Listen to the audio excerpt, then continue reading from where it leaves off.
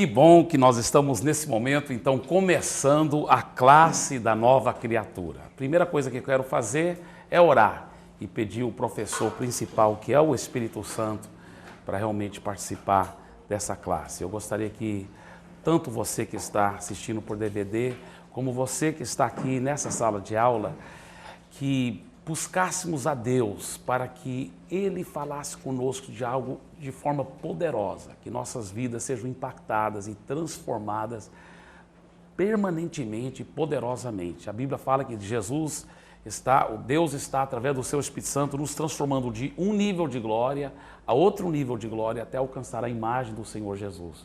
E que realmente durante essas próximas 20 horas aulas da classe de criatura, nós possamos realmente sermos transformados de um nível de glória para um nível de glória superior. Amém? Em nome de Jesus. Podem continuar sentados mesmo, mas vamos nesse momento orar. Pai querido, eu lhe agradeço por esta tarde maravilhosa, lhe agradeço por esses irmãos tão preciosos que estão aqui nesta classe de nova criatura, e também os que estão assistindo através do DVD em tantos lugares diferentes. Eu peço agora que o Senhor, pelo Teu Espírito Santo, possa dirigir e que a Tua mais perfeita vontade seja realizada. Venha, glorifique o nome do Teu Filho, nosso Senhor Jesus Cristo. Ó precioso Espírito Santo, eu lhe convido para que o Senhor possa vir como professor principal, como nosso verdadeiro mestre. Ensina-nos e faça-se a realizar a mais perfeita vontade de Deus. Glorifique o nome de Jesus. Nós abrimos os nossos corações para recebermos a palavra de Deus. Em nome de Jesus. Amém e amém. Muito bem, se você já tem um livrinho desse, muito bem. Se não, é só você adquirir lá por só R$5. Agora, temos que lembrar que o livro não é obrigatório para poder fazer a classe, mas os que puderem ter o livro é melhor, porque para você poder acompanhar as lições. Nós vamos agora então na introdução aqui da classe da nova criatura, a introdução.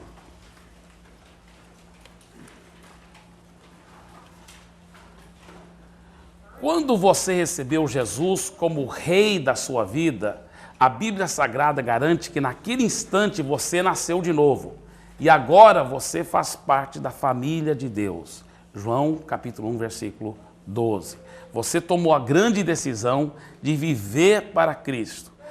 A direção inteira da sua vida e o propósito dela se acham de agora em diante mudados. O céu é o lugar do seu destino. Você é agora uma nova pessoa. Enquanto houver Deus, você viverá. Mas eu gostaria que você abrisse a sua Bíblia agora para o livro de João, capítulo 1. Primeiro capítulo do Evangelho de João.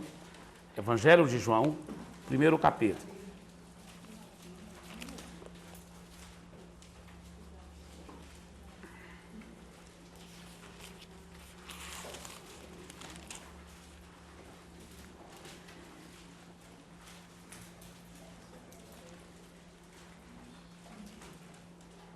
Versículo 12, diz a palavra de Deus: mas a todos quantos o receberam, deu-lhes o poder de serem feitos filhos de Deus, a saber, aos que creem no seu nome. Muitas vezes você vai notar que a Bíblia fala muito sobre, especialmente no livro de João, que todo aquele que nele crê não pereça, mas tenha vida eterna. Crê em Jesus, crê em Jesus. Então, muitos têm confundido isso, porque falam assim, eu creio em Jesus, então estou salvo. Eu creio em Jesus, porque estão no sentido que acredita que Ele existe. Mas quando a Bíblia fala sobre crendo em Jesus, especialmente no livro de João, com outro contexto. E ele mesmo explica aqui no começo do livro de João, que crer em Jesus é diferente do que só acreditar que Ele existe. Até porque lá no livro de Tiago, se eu não me engano é capítulo 2, versículo 19, ele fala assim, tu dizes que crês que Deus é um só, tu fazes bem, os demônios também creem e tremem. Então, Até o diabo crê que Deus existe, até o diabo crê que Jesus existe, o diabo crê que Jesus morreu por nossos pecados, o diabo crê que Jesus ressuscitou dentre os mortos, né?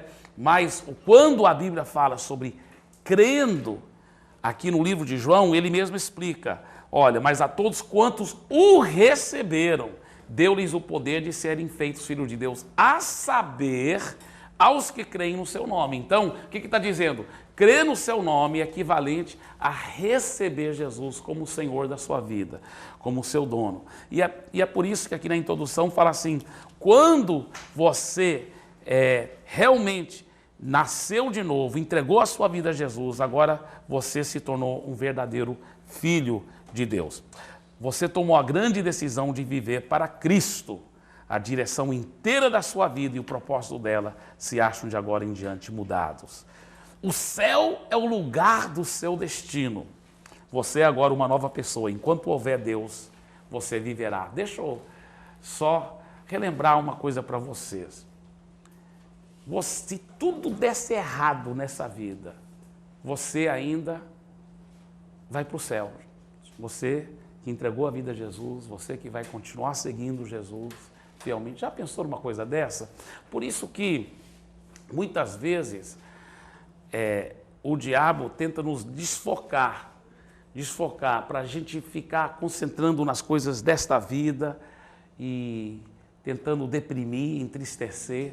Mas se você vê as coisas pela perspectiva da eternidade,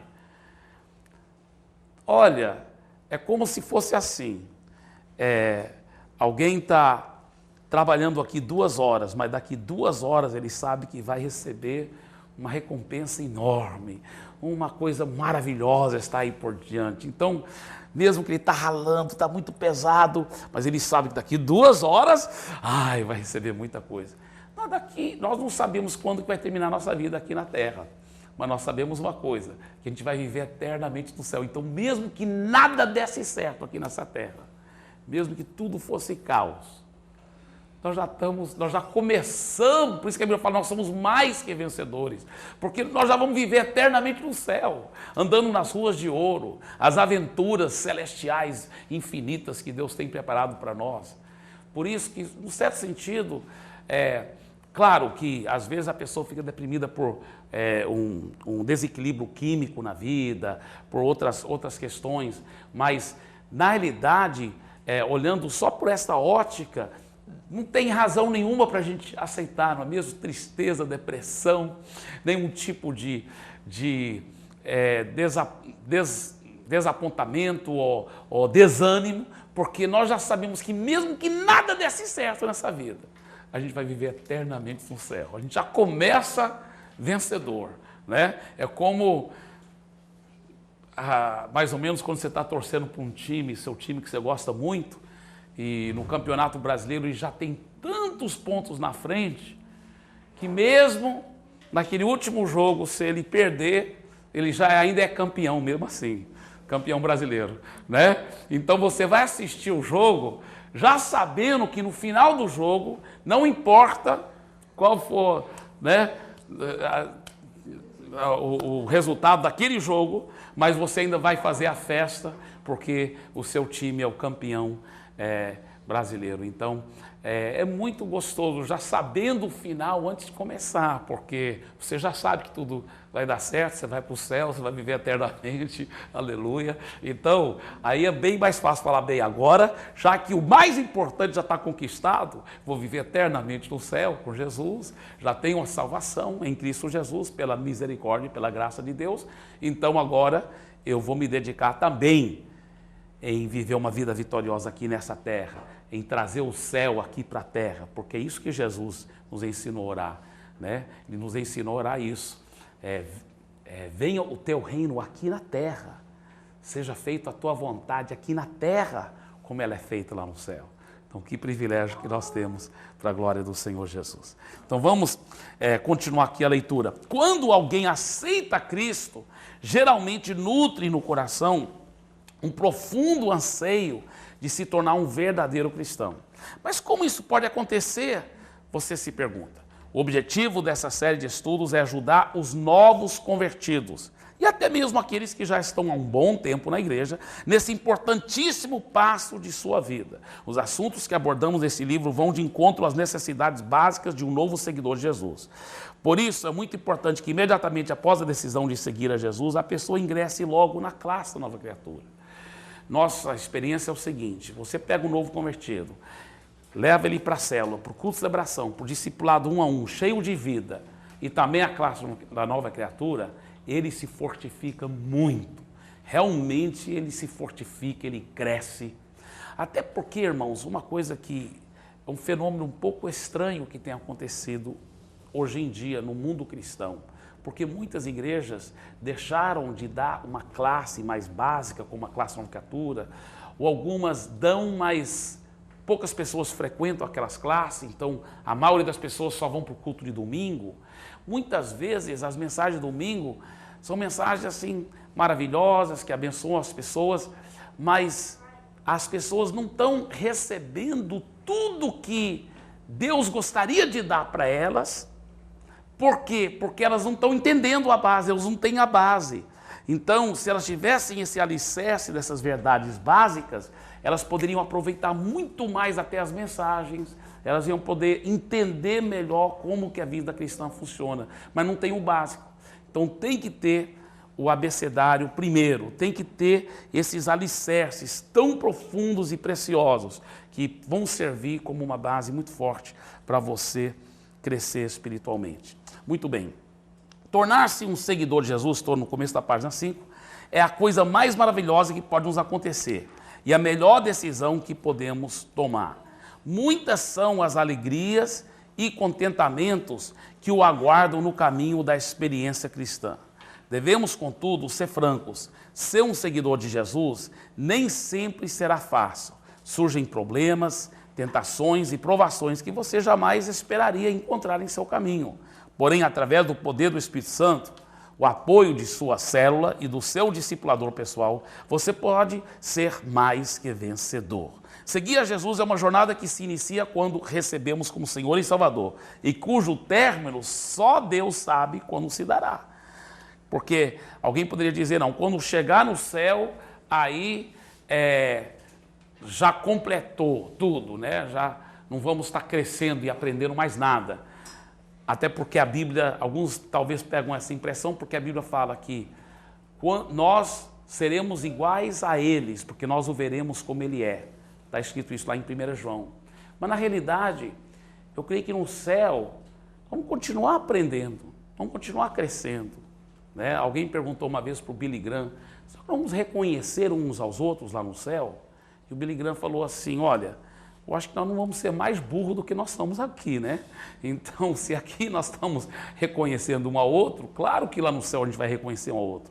E nós vamos conhecer muito mais, né? A própria capacidade do cérebro humano já é muito mais do que é usado, né? Dizem que parece que normalmente o máximo que se usa é 10 a 15% da capacidade do cérebro humano. Agora imagina lá no céu, imagina as aventuras que Deus tem preparado para nós, as coisas maravilhosas, porque não é só por 1000 anos, ou 1 milhão de anos, ou 1 bilhão de anos, ou 1 trilhão de anos. Nós vamos viver eternamente. Nós temos que pensar nas coisas pela perspectiva da eternidade. Então imagina o que Deus tem preparado para nós. Não dá nem para imaginar, né? Então, são coisas maravilhosas, são coisas gloriosas. E com certeza nós vamos continuar crescendo, nós vamos continuar aprendendo muitas coisas, nós vamos continuar cultivando cada vez maior essa intimidade com Jesus. Claro, em outras dimensões bem mais profundas. A Bíblia diz que agora é como se estivéssemos olhando num espelho daquela época, porque no espelho daquela época não era um espelho tão nítido como hoje em dia. Mas a Bíblia fala que quando a gente chegar no céu, aí nós vamos vê-lo face a face. Nós vamos realmente estar enxergando ele como ele é em toda a sua glória. Agora, poderá ser pela nossa morte em ditosa e velhice ou pelo aparecimento glorioso de Jesus em sua segunda vinda. Em todo caso, será a coroação de uma vida de vitória e bênçãos, seguindo ao Senhor. lembre-se de que Cristo prometeu: nunca te deixarei, nem jamais te abandonarei. Hebreus 13, 5. Que promessa linda, né? É fato seguro que Ele jamais se esquecerá de você. Portanto, trace a rota que irá seguir. Decida nunca voltar atrás. Aconteça o que acontecer, você caminhará sempre com Cristo. Deixa eu falar uma coisa aqui para você.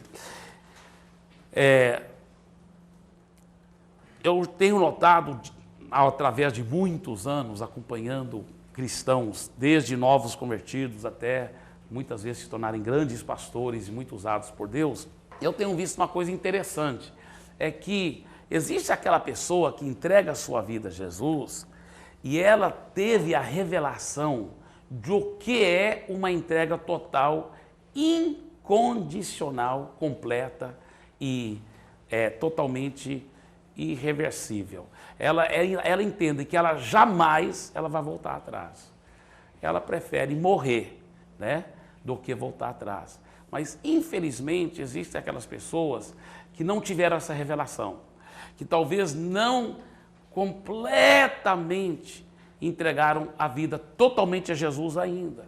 Se você, por acaso, é uma dessas pessoas, durante essa classe, eu creio que isso vai mudar. Você vai fazer uma entrega total. Jesus vai ser o Senhor mesmo da sua vida.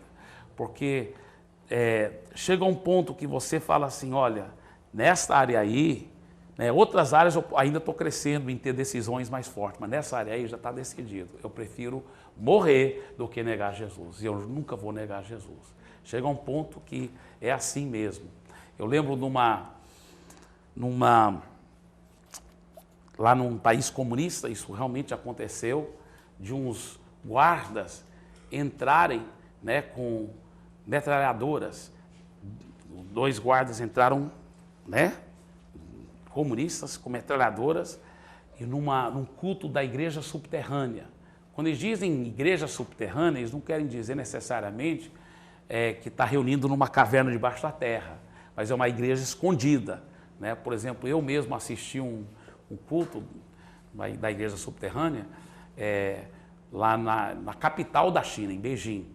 E lá nós fomos numa região muito chique da cidade, um setor muito bonito, era como se fosse um prédio cheio de apartamentos, salas, um lugar muito bonito.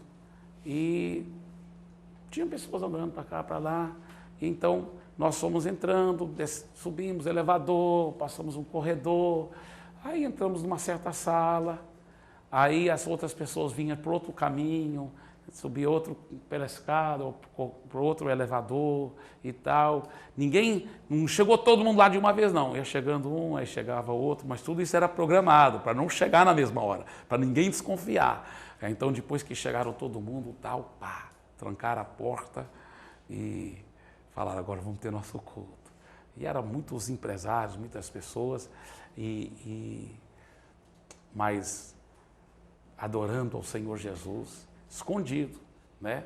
E uma das pessoas, assim, porque sabia que eu estava novo, né? Nunca tinha ido para um culto da igreja subterrânea, ele, para mim poder até ver, e os outros que estavam comigo, ele perguntou assim, quantos aqui já foram torturados por causa da sua fé? Torturados mesmo. Quer dizer, às vezes arrancando unha, as torturas horríveis. Irmãos, quase todo mundo naquela sala levantou a mão. E ele falou assim, vocês podiam contar alguns testemunhos para os nossos irmãos aqui, que não são aqui da China, para eles poderem ouvir. Ai, irmãos, tantos testemunhos fortes. Que coisa. Povo que realmente serve a Deus, que tem colocado Jesus em primeiro lugar. Então, esses 2 guardas, né, soldados do exército comunista, entraram com suas metralhadoras e falaram assim, olha, quem não está pronto para morrer para a sua fé agora, vai saindo agora. Se você está disposto a negar Jesus e não seguir Jesus, então pode sair agora. Mas quem realmente está pronto para morrer agora, porque você vai seguir Jesus, venha o que vier, então você fica aqui dentro. Aí alguns, né, que não tinham essa convicção completa, saíram pela porta. E depois que eles saíram, os 2 guardas pegaram as metralhadoras, colocaram assim em cima da mesa lá e falaram: então agora podemos ter o nosso culto, porque nós também somos cristãos e nós queríamos ter certeza que não ia ter nenhum espião aqui que depois ia nos dedurar. Então, vamos ter nosso culto aqui, aleluia. Né? Então, eu já pensei às vezes em fazer isso. Eu acho que não sei se ia colar, mas né, para ver quem era decidido mesmo na igreja, né? Fecha as portas, entra com metralhadora, né? Os guardas, assim, quem está pronto para negar, aqui, né? Quem está pronto para morrer por Jesus, né? Então, na realidade, eu creio que quando você, já há muitos anos, porque desde pequeno eu ouço essas histórias dos países comunistas. Hoje o problema maior não é nem nos países comunistas, apesar que ainda tem alguns países comunistas que perseguem horrivelmente os cristãos, mas são os países muçulmanos em geral o problema maior. Mas desde pequeno eu ouço essas histórias. Eu tive que, dentro de mim, no meu mais íntimo, chegar à conclusão: o que eu faria num caso desse? E eu realmente estou decidido, venha o que vier, custe o que custar, eu jamais vou negar a minha fé em Jesus. Eu decidi entregar minha vida a Jesus e segui-lo de todo o meu coração. Aqui, como aqui diz, decida nunca voltar atrás, aconteça o que acontecer, você caminhará sempre com Cristo. Muito bem, a primeira lição: o milagre do novo nascimento. A Bíblia Sagrada garante que quando você se arrependeu sinceramente dos seus pecados e depositou a sua fé em Jesus Cristo, entregando-lhe o controle total da sua vida, fazendo dele Senhor e Rei, naquele instante você nasceu de novo. Muitas outras coisas maravilhosas aconteceram com você instantaneamente, como por exemplo, Cristo entrou em sua vida. A vida de Deus está agindo dentro de você agora. Apocalipse 3:20. Você se tornou um filho de Deus e agora você faz parte da verdadeira família de Deus. Deus perdoou todos os seus pecados e sua dívida foi cancelada. Colossenses capítulo 1, versículo 14. Antes de continuar essa leitura, vamos só recordar. Aqui, antes mesmo do número 1, aqui está escrito: naquele instante você nasceu de novo. Quando a Bíblia fala que nós nascemos de novo, está literalmente dizendo que você nasceu de novo. Porque é o seguinte: todo ser humano é espírito, alma e corpo. Então, o corpo você já sabe o que é. Qual a diferença entre o espírito e a alma? Mais tarde, no livro da Nova Criatura, nessa classe, nós vamos estar falando mais profundamente sobre tudo o que é o espírito, o que é a alma. Mas só rapidamente, deixa eu só falar, a alma é a parte da sua mente, suas emoções. Então a alma realmente é aquela parte que ainda está sendo transformada por Jesus. A sua vontade, mas o seu espírito é o cerne do seu ser, é a parte mais profunda do seu ser, que no momento que você entregou a vida a Jesus, aquela parte nasceu de novo. O seu espírito é a parte mais profunda, é o que também a Bíblia chama às vezes de coração. Então Deus tirou o coração de pedra e te deu um coração de carne, te deu um novo coração. Então no seu espírito, você literalmente foi regenerado, gerado de novo, você nasceu de novo. O que era velho passou e tudo se fez novo. Realmente uma nova criação. Quando a Bíblia fala, se alguém está em Cristo, é uma nova criatura, as coisas velhas já passaram, isso que tudo se fez novo. No grego lá, é uma nova criação, ou uma nova espécie que nunca existiu antes. É assim que está no grego. Se alguém está em Cristo, é uma nova espécie que nunca existiu antes. Então, Deus muitas vezes criou a natureza até para simbolizar e mostrar essas coisas. E um símbolo muito lindo da natureza é o lagarto que se transforma numa borboleta, né? Porque não tem nada a ver. Você vê aquele lagarto feio, né, que só vai arrastando na terra, e você vê uma borboleta tão bonita, tão delicada, tão elegante, parece que não pode ser o mesmo animal, não pode ser o mesmo inseto. Não é possível que é a mesma coisa, mas é e não é. O que aconteceu? Nasceu de novo, né? Nasceu de novo. Então, é isso que Deus faz na nossa vida. Que mais? Cristo entrou em sua vida. Realmente Jesus agora está morando dentro de você, gente. Nós não temos revelação plena disso, porque senão a gente agiria diferente. Você nunca temeria nada. Você sabe que Jesus mora em você e que Ele pode viver através de você. Você não teria medo de nada, você teria coragem para enfrentar qualquer situação. Você a qualquer momento estaria antenado com Ele que está aqui dentro para te dar as respostas certas, no momento certo.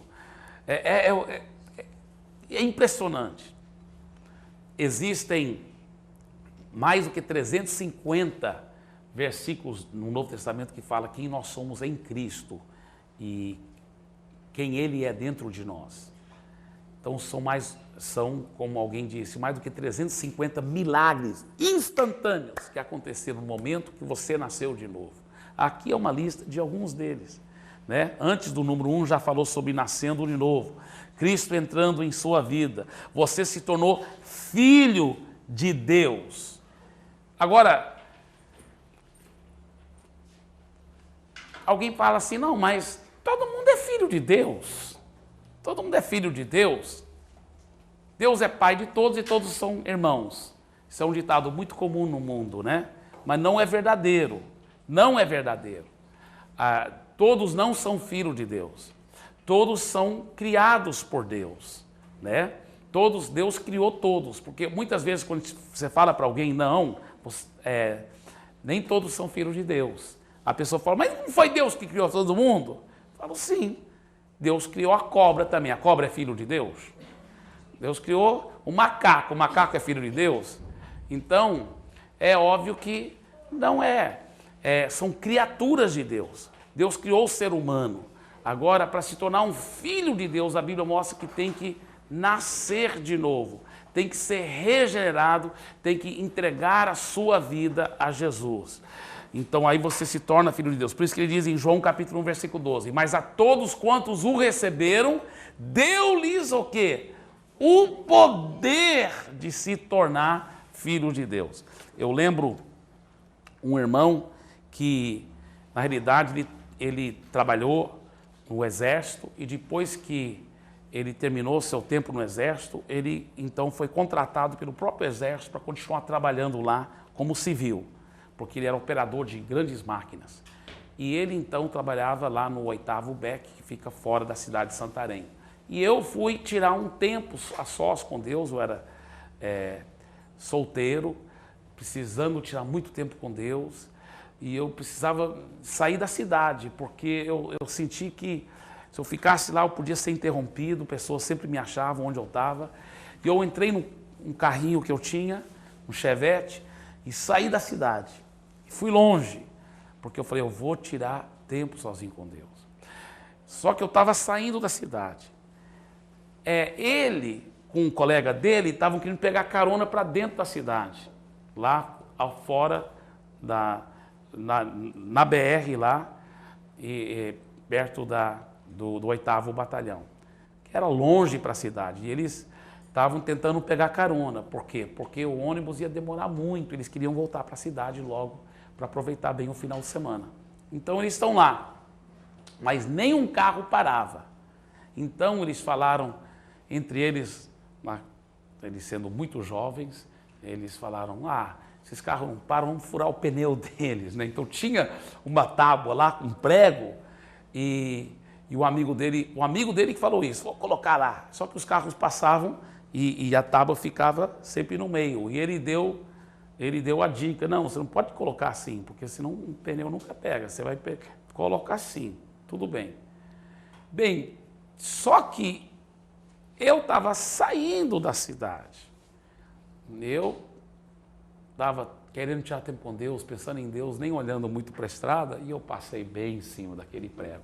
Naquela época não era pneu assim sem câmara, hoje em dia demora muito mais para baixar. Naquela época era pneu com câmara, você passava em cima do prego e ele baixava rápido. Lá na frente, senti o carro baixando.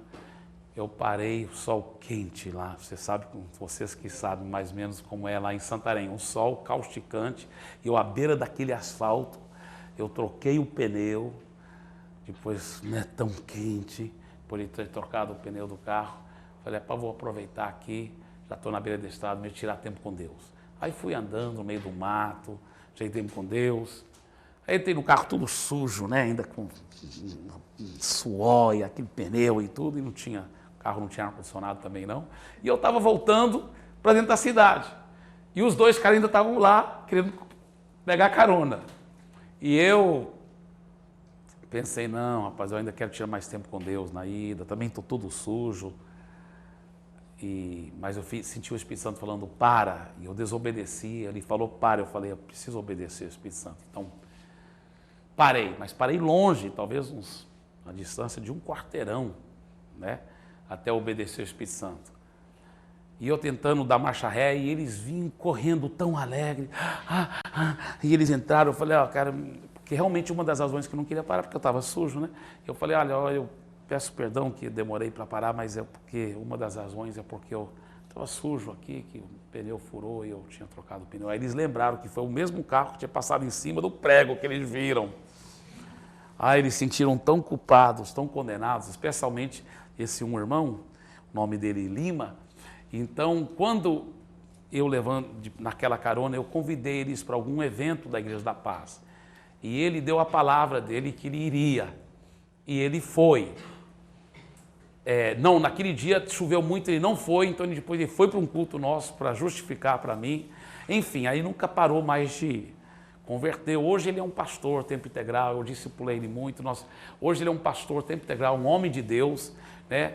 Ele já era batizado, já era obreiro, tempo integral, quando ele finalmente teve a coragem de me contar que foi ele que furou o pneu, que ajudou a furar o pneu do meu carro, né? Mas ele já ganhou muitas almas por Jesus, é um grande pastor da equipe do pastor Sabá, lá em Boa Vista, que quando nós estávamos preparando a equipe para ir com Sabá, ele também fez parte daquela equipe para ir para Boa Vista. E o pastor ele já é um dos pastores lá, muito usado por Deus, ele e a esposa. Mas, uma coisa que o Lima também, que hoje é o pastor Lima, mas quando ele era novo convertido, uma coisa que ele também quis fazer era o seguinte, era voltar com o bispo da Igreja Católica. Por quê? Porque ele havia já combinado com o bispo que ele ia estudar para ser padre. Então, ele sentiu que ele tinha que assim, dar satisfação para o bispo. Por que ele não ia mais estudar para ser padre? Então, ele procurou o bispo da cidade e ele foi lá, então, falou assim, olha, eu vim falar para o senhor que eu não vou mais assim fazer aquele seminário, não vou entrar mais no seminário para ser padre, porque ele já tinha combinado isso. Então, eu só estou vindo aqui para explicar para o senhor. E ele, sendo muito novo convertido, usou uma expressão meio forte, falou assim, ele foi meio na lata, né? Ele falou assim, porque agora eu sou crente.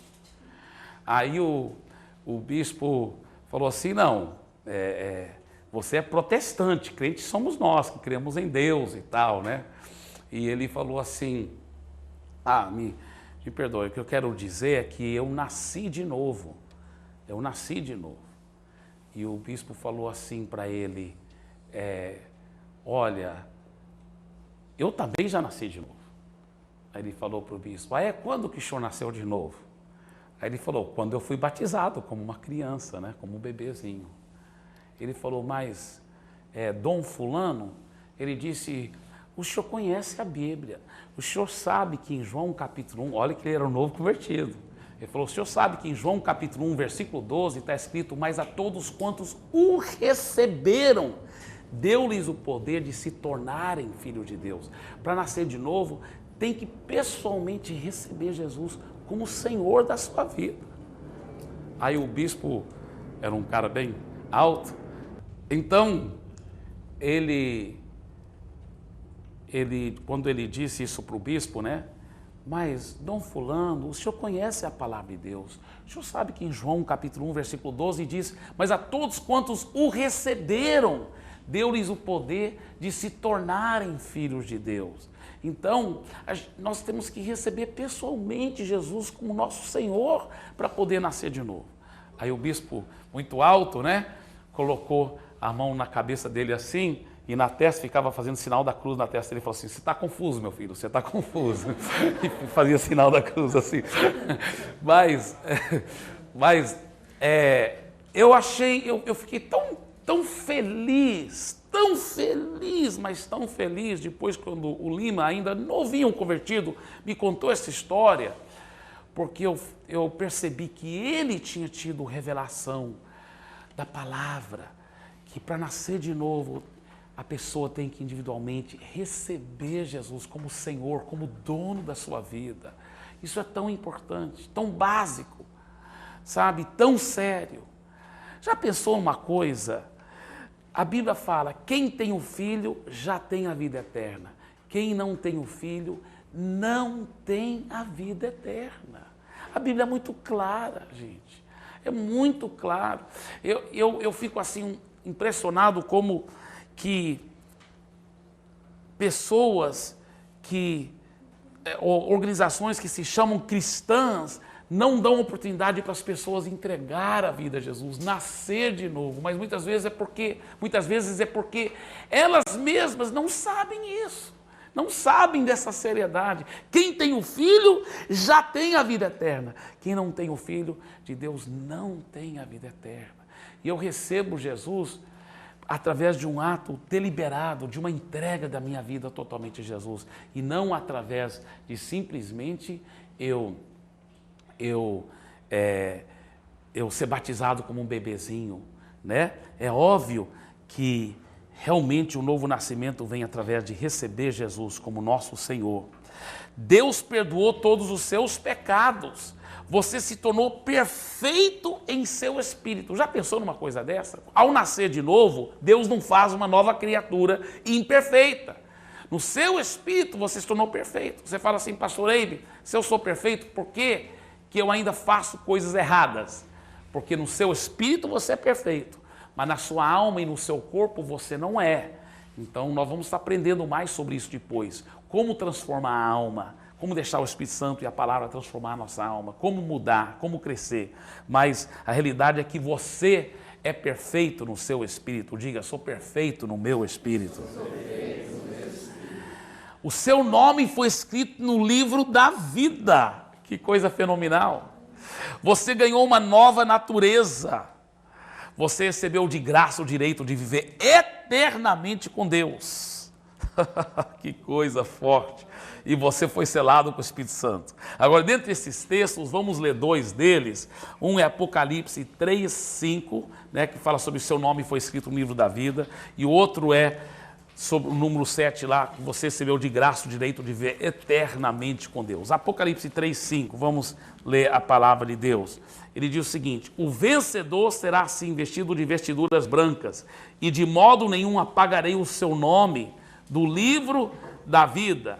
Pelo contrário, confessarei o seu nome diante do meu Pai e diante dos seus anjos. Agora, veja bem também Lucas, capítulo 10. Esse não está aí no livro da nova criatura. Talvez até você quer escrever com sua caneta aí, porque esse aqui é fantástico, esse texto também. Lucas, capítulo 10. Lucas, capítulo 10. Aleluia.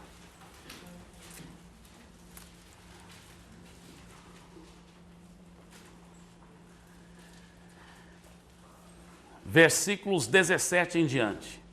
Lucas 10, 17 em diante. Então regressaram os 70, 17 a 20 para ser exato. 17 a 20. Então regressaram os 70, possuídos de alegria, dizendo: Senhor, os próprios demônios se nos submetem pelo teu nome. Mas ele lhes disse: eu vi a Satanás caindo do céu como um relâmpago. Eis aí vos dei autoridade para pisar de serpentes e escorpiões e sobre todo o poder do inimigo, e nada absolutamente vos causará dano. Não obstante, alegrai-vos não porque os espíritos se vos submetem, e sim porque o vosso nome está rolado nos céus. O que Jesus está mostrando aqui? Questão de prioridade. Porque os discípulos voltaram empolgados, que quando eles usavam o nome de Jesus, os demônios tinham que submeter, né? Demônio, sai dessa pessoa, em nome de Jesus, e o demônio saía. Aleijado, anda em nome de Jesus, e o aleijado andava. Que coisa linda! E Jesus primeiro jogou lenha no fogo, né? Gasolina na fogueira. Ele falou assim: é verdade, eu vi Satanás caindo do céu como relâmpago, e eu te dei autoridade para pisar serpentes, escorpiões e sobre todo o poder do inimigo, e nada absolutamente vos causará dano. Aí ele diz: mas não esqueçam a prioridade, muito mais importante do que você ter autoridade sobre demônios, sobre você operar milagres, sobre o diabo estar debaixo dos seus pés. Muito mais importante ainda é que você tenha a salvação eterna, a vida eterna. Porque tem pessoas, a Bíblia fala, quando chegar no fim dos tempos, vão dizer: Senhor, Senhor, nós expulsamos demônios em Teu nome, nós curamos enfermos em Teu nome. Ele vai falar: apartai-vos de mim, malditos, eu nunca vos conheci. Apartai-vos de mim para o fogo preparado por diabo e os seus anjos. Então, não adianta só operar grandes milagres.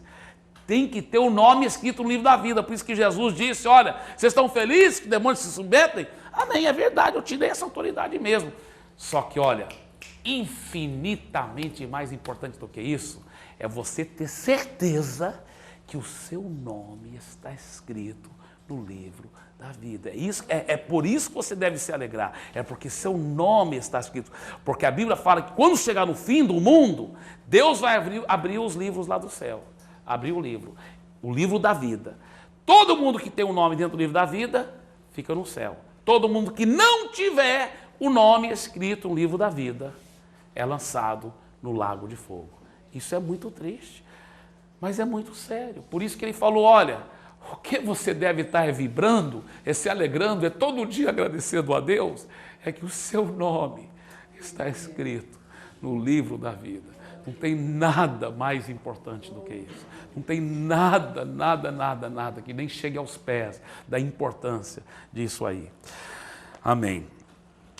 Continuando, o milagre do novo nascimento ocorre em nosso espírito, mesmo que a pessoa continue com a mesma aparência física e os mesmos pensamentos, ela já é uma nova criatura. Assim como um bebê nasce e cresce, também agora só falta você crescer espiritualmente para poder experimentar sucesso e êxito em tudo. Amém? Diga assim em voz alta, diga assim: só falta eu crescer espiritualmente. Eu já nasci de novo. Se eu crescer agora, eu vou me desenvolver espiritualmente. E eu vou me tornar tudo que Deus quer que eu seja. Eu vou experimentar sucesso e êxito em tudo. Aleluia. Agora, deixa eu te falar os dois segredos principais para você crescer espiritualmente, tá? Elas estão relacionadas primeiras a um nome, a dois nomes, a duas qualidades, mas depois a duas práticas suas, tá? Vamos ler aqui, olha, no começo da página 7.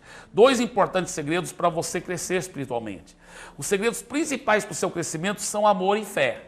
Você aprendendo a andar em perfeito amor com Deus e com todo mundo, e você aprendendo a aplicar a sua fé, você vai arrebentar. E aqui, nesse livro da Nova Criatura, são duas das lições mais importantes que temos. A lição sobre como operar em amor e como aplicar a fé. Tá? Nós vamos aprofundar muito nisso. Agora, olha a próxima frase, a próxima sentença. Ele diz o seguinte: o amor e a fé verdadeiros vêm por dois passos que você decide tomar. Então, aqui são coisas muito práticas que você tem que fazer. Se você quiser crescer espiritualmente, se você quiser realmente receber tudo aquilo que Deus quer para você, primeiro, você tem que ouvir a palavra de Deus. Aí, veja bem, queridos, uma vez que você começa a entender a importância que a palavra tem para o seu crescimento espiritual, você começa a valorizar muito mais a palavra. Todo mundo, toda vez que alguém estiver pregando, estiver ensinando, você vai estar aqui atento. A palavra vai me ajudar a crescer. Eu vou poder desenvolver, eu vou poder chegar onde Deus quer que eu chegue, sabe? Você vai começar a ler a Bíblia, não de uma forma religiosa, só porque tem que ler. Não, mas é porque eu sei que eu tenho que ler para crescer. Eu quero crescer espiritualmente. Então você começa a marcar. Só Deus que sabe quantas Bíblias eu já marquei, eu já devorei. E aí as pessoas falam, por que você não dá essas Bíblias para os outros? Porque estão tudo marcadas, para mim são preciosas. Eu prefiro dar uma Bíblia nova para alguém. Mas essas Bíblias marcadas para mim são muito preciosas. São do meu tempo sozinho com Deus. Então eu devoro Bíblias. Eu leio, escrevo coisas. Quantas mensagens Deus já me deu? Mas primeiro Ele deu para mim. Ele pregou para mim. Depois que aquela mensagem estava forte aqui dentro, em minha vida transformada, eu preguei para os outros. Leia a Bíblia todo dia, se expõe à palavra de Deus, ouça a palavra de Deus, a fé vem por ouvir a palavra de Deus, diz a Bíblia em Romanos 10, 17. E o segundo segredo é praticar a palavra de Deus. A Bíblia fala em Tiago 1, 22, fala assim, não sejais ouvintes negligentes da palavra, mas operosos praticantes. A Bíblia fala que aquele que ouve a palavra e não pratica, engana a si mesmo. Posso imaginar um demônio falando assim, e aí, já tentou o João? Tem que tentar o João, sua tarefa é tentar o João. Não. O chefão, o capetão, me falou que era para tentar outra pessoa, porque o João nem precisamos tentá-lo. Por que não?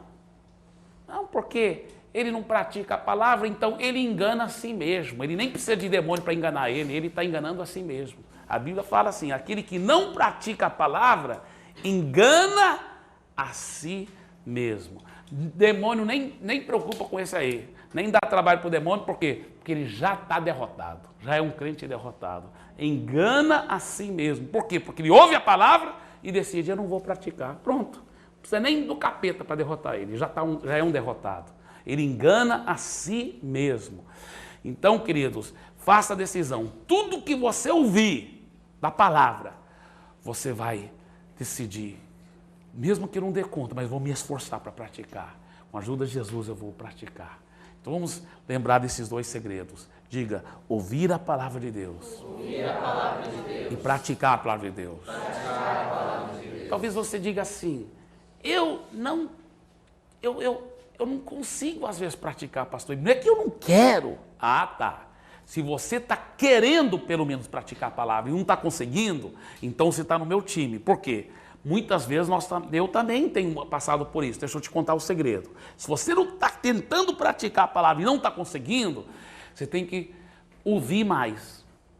Ouvir mais, se expõe mais à palavra, desliga mais a televisão e lê mais a Bíblia. Ouve mais DVDs, CDs de mensagens. Fica ouvindo. Quanto mais você ouvir e ficar esforçando com a ajuda do Espírito Santo e pedindo o Espírito Santo para te ajudar a praticar, mais você vai conseguir praticar. Entendeu, queridos? Então o segredo, se você quiser praticar mais, é se expor mais à palavra, ouvir mais.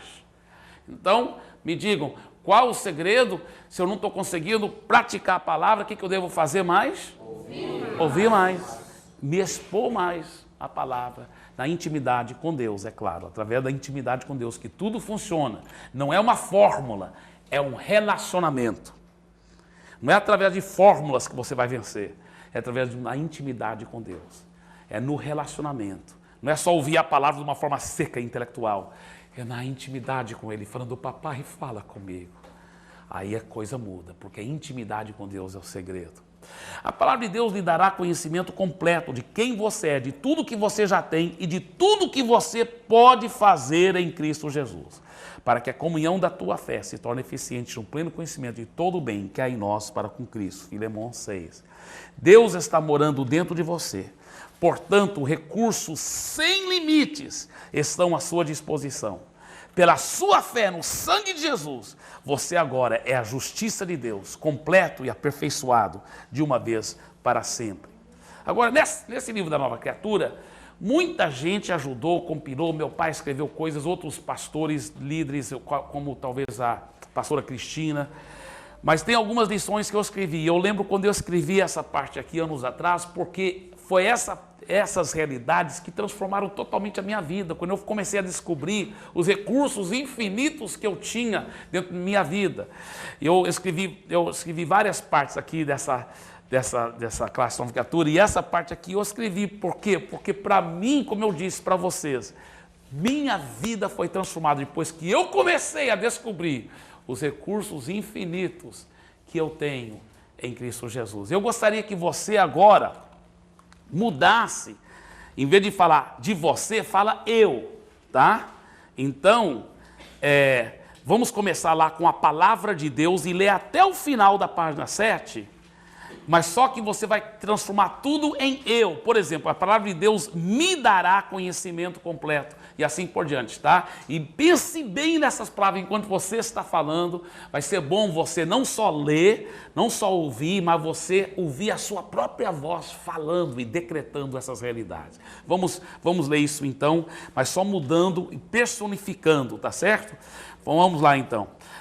A palavra de Deus me dará conhecimento completo de quem eu sou, de tudo que eu já tenho e de tudo que eu posso fazer em Cristo Jesus, para que a comunhão da minha fé se torne eficiente no pleno conhecimento de todo o bem que há em nós para com Cristo.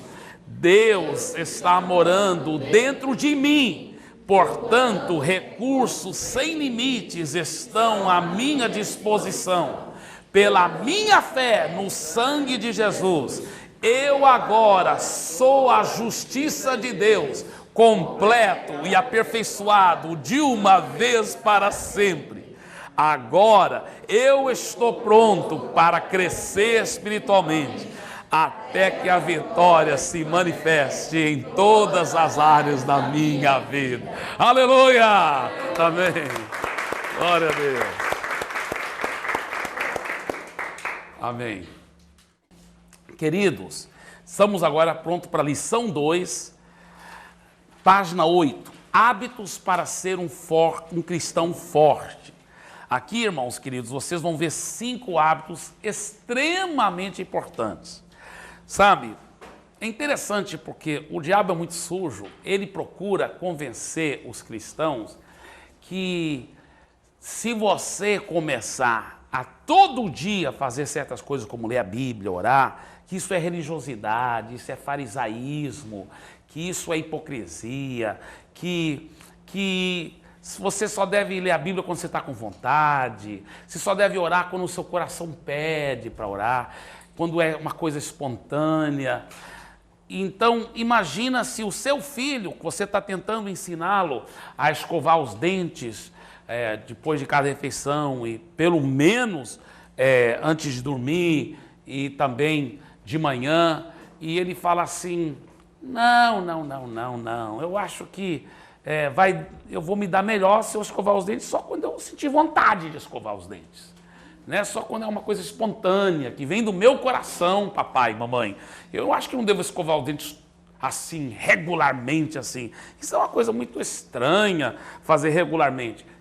É óbvio que você não ia poder concordar com seu filho. Mas muitas vezes os cristãos têm sido tão ridículos em aceitar mentiras do diabo que não é importante eles praticarem fielmente certas disciplinas espirituais.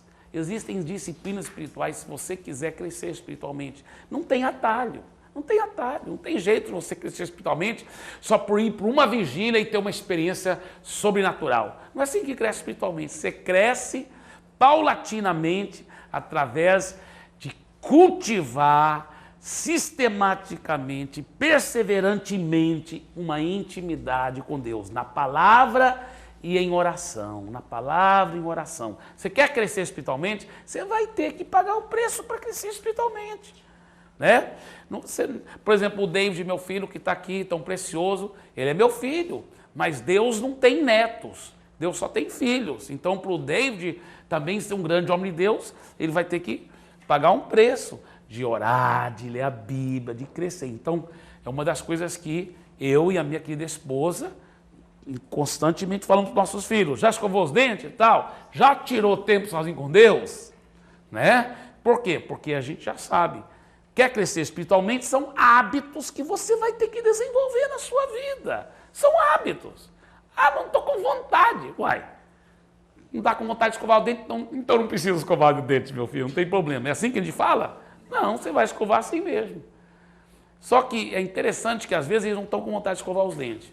Mas por causa dos valores espirituais que estão nos seus corações, eu nunca mais ouvi meus filhos, talvez quando eram bem pequenininhos ainda falava assim, mas nunca mais ouvi, depois de uma certa idade, eu nunca mais ouvi eles falando assim, ah, não estou com vontade de tirar tempo sozinho com Deus. Muito pelo contrário, eles sabem que isso é tudo na vida. Então você pode escolher a ter vontade. Você pode escolher induzir seu coração. Já que isso é importante, então eu estou com vontade de fazer, sim. Eu vou fazer, sim. Porque é importante. Eu vou decidir fazer, né? Então o diabo muitas vezes vai tentar falar para você assim, não, você não está recebendo nada, está seco, você está fazendo isso só religiosamente, é melhor nem fazer se for para fazer assim. Mentira do diabo. O que você tem que fazer naquele momento? Você tem que falar assim, Deus, se eu estava fazendo de uma forma meio religiosa, me perdoe, mas eu estou decidindo agora, nesse momento, a continuar lendo a Bíblia, continuar orando, mas de uma forma mais intensa, cultivando um relacionamento contigo, fala comigo, Senhor. Muitas vezes, irmãos, porque meu corpo talvez estava cansado, porque eu talvez estava com tanta coisa para fazer, eu não estava sentindo tanta vontade de tirar tempo com Deus. Mas aí eu lembrava, peraí, isso é minha sobrevivência, é meu crescimento espiritual, é meu tudo, é intimidade com Ele. E hoje em dia é uma delícia tão grande, que às vezes eu tenho que vigiar, porque se eu não vigiar, às vezes eu tiro tanto tempo com Deus que às vezes eu acabo me perdendo no horário e tenho tantas outras coisas que tenho que fazer também, porque é tão delicioso tirar tempo com Deus. Mas eu tenho procurado ser, no bom sentido da palavra, duro comigo mesmo nesta área. Então eu quero te encorajar. Isso é uma área que temos que fazer mais entre nós. Deixa eu te falar uma coisa, a Bíblia fala estimulando uns aos outros ao amor e às boas obras. A Bíblia fala, não deixai-vos de congregar-vos uns com os outros. Antes, vamos até ler esse trecho, porque isso aqui é muito importante, vocês vão ver por que eu estou falando isso. Hebreus capítulo 10, depois nós vamos estar vendo isso, essas verdades de novo, mas deixa eu falar por que eu estou dizendo isso, porque eu creio que isso é tão extremamente importante. Olha aqui, Hebreus capítulo 10, versículos 24 e 25. Consideremos-nos, Hebreus 10, 24 e 25. Hebreus 10, 24 e 25.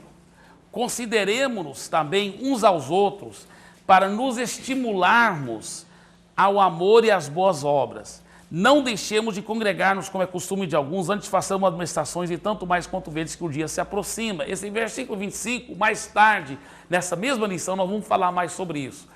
Mas o que ele está dizendo no versículo 24? Quando você estiver congregando um com o outro, quando você estiver reunindo um com o outro, vocês devem ter uma comunhão com propósitos. Escuta bem, muitas vezes o Marcelo vai ter uma comunhão. Aí, quando estão lá comendo churrasco, quando estão lá fazendo, o que estão fazendo? Se não tiver cuidado, sabe o que eles fazem durante aquela comunhão?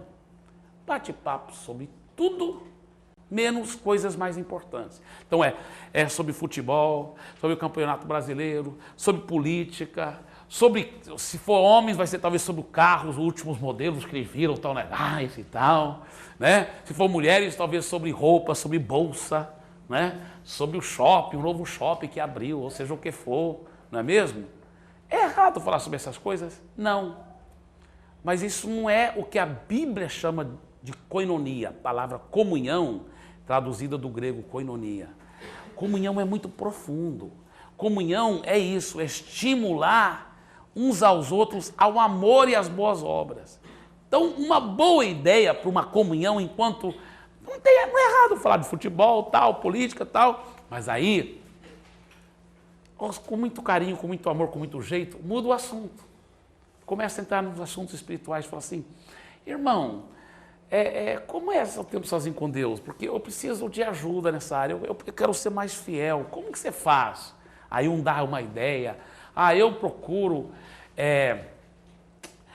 procuro ter um horário certo para ter meu sozinho com Deus, porque aí eu protejo aquele horário. Cara, poxa, isso é muito legal. E outro fala assim, olha, sabe o que eu faço? Eu não só tenho um horário certo, eu tenho um local certo, reservado. Então, durante aquele horário, naquele local, eu peço minha família só se for emergência para não chamar, até telefonema, nada, para mim poder colocar Deus em primeiro lugar na minha vida. Poxa, que legal, que legal. Então, um está pegando ideia com o outro. Aí um fala assim, olha, eu até estou sendo fiel, não estou tendo sozinho com Deus. Mas enquanto eu estou lá orando, silenciosamente, minha mente começa a viajar e eu começo a pensar em outras coisas. Aí o outro fala, rapaz, eu tinha esse problema, mas eu aprendi a fazer o seguinte, eu aprendi a orar em voz alta. Orar em voz alta, porque me ajuda. Outro fala, olha, para mim, quando eu estou lendo a Bíblia, para mim, eu aprendi a escrever as coisas e tal, com a caneta, porque isso me ajuda a me envolver profundamente. Outro fala, rapaz, eu li a Bíblia só assim, de uma forma secante, mas agora não. Eu oro antes de ler e falo, Pai, fala comigo pela Tua palavra, pela essa carta de amor, conversa comigo. E um está estimulando um ao outro, outro está falando para o outro. Então nessas comunhões está comendo churrasco, está batendo papo, estão todo mundo de bermuda lá e sandália, mas estão encorajando um ao outro, estão crescendo espiritualmente. Estão falando sobre as almas que estão ganhando para Jesus, né? Sobre as coisas maravilhosas que estão acontecendo. Então isso é muito, muito importante. Isso que é comunhão bíblica. Mas vamos então, em cima desses 5 hábitos, olha, aqui tem matéria para não acabar mais. Para você ter, quando você tem comunhão com seus irmãos, porque você vai estimulá-los não só em ler a Bíblia, em orar, mas em cada um desses 5 hábitos, tá? Então são 5 hábitos que nós podemos estimular uns aos outros, nessas disciplinas espirituais. Isso não são as únicas disciplinas espirituais. Por exemplo, outra disciplina espiritual que não está aqui nesses 5 hábitos é jejum, né? E tantas outras coisas que são maravilhosas. Mas vamos ler sobre esses 5 hábitos importantíssimos para ser um cristão forte. Número 1. Vamos ler o número 1, todos em voz alta, só aquela parte em negrito lá, sublinhado, tá bem? Vamos ler em voz alta aquela parte, todos em voz alta, por favor, agora. Ler e meditar na palavra de Deus de dia e de noite. Deus disse para Josué, em Josué 1:8, que se ele fizesse isso, né, ele devia então, não cesse de falar desse livro da lei.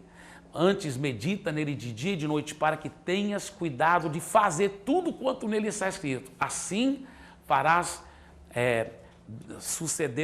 bem suceder o seu caminho, farás ter sucesso em todas as áreas da sua vida. Vamos até ler esse trecho, porque é forte demais, Josué 1:8. E você puder também acha Salmo 1:2-3, tá? Josué 1:8 e Salmo 1:2-3.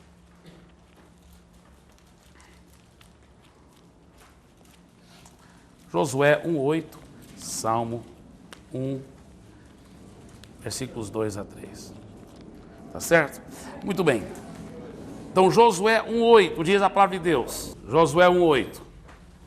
Não cesse de falar desse livro da lei, antes medita nele dia e noite, para que tenhas cuidado de fazer segundo tudo quanto nele está escrito. Então farás prosperar o teu caminho e serás bem-sucedido. Salmo 1, versículos 2 e 3. Antes o seu prazer está na lei do Senhor e na sua lei medita de dia e de noite. Ele é como árvore plantada junto à corrente de águas que no devido tempo dá o seu fruto e cuja folhagem não murcha, e tudo quanto ele faz será bem-sucedido. A Bíblia foi inspirada por Deus. A Bíblia é a palavra de Deus. Quando lemos a Bíblia, estamos entrando em contato com o próprio Deus. Veja o que ele mesmo fala sobre a sua palavra. Depois em casa você pode ler esses textos também, porque são tremendos. Benefícios que a leitura diária da Bíblia nos traz. Vamos fazer o seguinte. Letra A, os homens vão ler. Letra B, as mulheres, e assim por diante, tá? Então vamos lá, todos os homens, letra A, vamos todo mundo junto. Fortalece-nos. Mulheres, B. Ajuda-nos a receber respostas de oração. Alimenta-nos espiritualmente. Traz-nos sabedoria. Dá-nos direção e nos orienta nas nossas decisões. Garante-nos uma vida bem-sucedida. Agora, onde começar lendo? Tá? Isso aqui é uma sugestão muito preciosa. Comece lendo a primeira carta de João e depois volte para o Evangelho de João e continue sistematicamente até o Apocalipse. Deixa eu explicar o que nós estamos falando. 1 João não é o Evangelho de João, porque o Novo Testamento começa assim: Mateus, Marcos, Lucas e João. São os 4 evangelhos. Aí lá no final, antes de Apocalipse, tem 1 e 2 Pedro, 1, 2 e 3 João, Judas e Apocalipse, tá certo? Então lá no final, esse livro de 1 João só tem 5 capítulos, então ele vai ajudar muito, ele é muito bom para o novo convertido. Então lê 1 João, depois volta aqui o Evangelho de João e lê até o final do Novo Testamento. Por quê? Deixa eu explicar por que essa sugestão. Seguinte, testamento quer dizer aliança. Aliança é um contrato que Deus fez com os homens. O Velho Testamento é a velha aliança, o velho contrato que Deus tinha feito com os homens. Por que foi preciso fazer um novo contrato, uma nova aliança? Não é porque o Velho Testamento era falho, ele era perfeito, mas é porque o homem não conseguiu cumprir. Então Deus fez a parte dele do contrato, mas o homem não fez a parte dele. Então foi preciso Deus fazer um novo contrato. Você fala, e se nesse novo contrato o homem não conseguir cumprir? Não, nesse novo contrato está garantido dar certo essa nova aliança. Sabe por quê? Porque foi entre Deus e os homens de novo, mas foi entre Deus o Pai e o homem Jesus Cristo. Essa aliança foi feita assim. Por isso que é uma aliança perfeita, que é impossível ela falhar. Se você estiver em Cristo, você está na aliança perfeita. Entendendo? Se alguém está em Cristo, é uma nova criatura, você faz parte dessa nova aliança. Porque a nova aliança, a Bíblia fala, é uma superior aliança, baseado em superiores promessas. Tá, então, o Velho Testamento ainda é importante, é extremamente importante, porque até para você entender o Novo Testamento, você tem que ter a base do Velho Testamento, até porque muitas vezes ele cita o Velho Testamento, você não sabe, você fica voando se você não entender a Bíblia toda. Agora, sendo que você depois vai ler o Velho Testamento, muito bem, mas você quer no momento concentrar no Novo, é óbvio, tá? E a boa notícia é o seguinte, olha, a diferença aqui, olha só, essa é uma Bíblia de estudo, então aqui atrás tem auxílios, né? Mas olha, o Novo Testamento começa bem aqui, ó, Mateus, olha só isso aqui é o Novo Testamento. É muito menorzinho do que o Velho Testamento. Então, se essa é a parte mais importante da Bíblia, fica mais fácil concentrar aqui. E tem outra coisa. Os primeiros 4 evangelhos, que ocupam uma boa parte do Novo Testamento, são mais ou menos repetições da vida, morte e ressurreição de Jesus. Então, por isso que a sugestão é começar com o 4º evangelho, o Evangelho de João.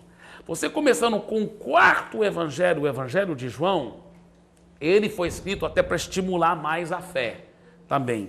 E você então pega o Evangelho. Então a ideia é o seguinte, começa com o João, né, que é bem por aqui, ó, e vai até o final do Novo Testamento. Depois volta e pega de Mateus e lê. Então a sugestão é o seguinte, escuta bem, 1 João, rapidinho, 5 capítulos. Depois João, e vai até o final do Novo Testamento. Depois começa em Mateus e vai até o final do Novo Testamento.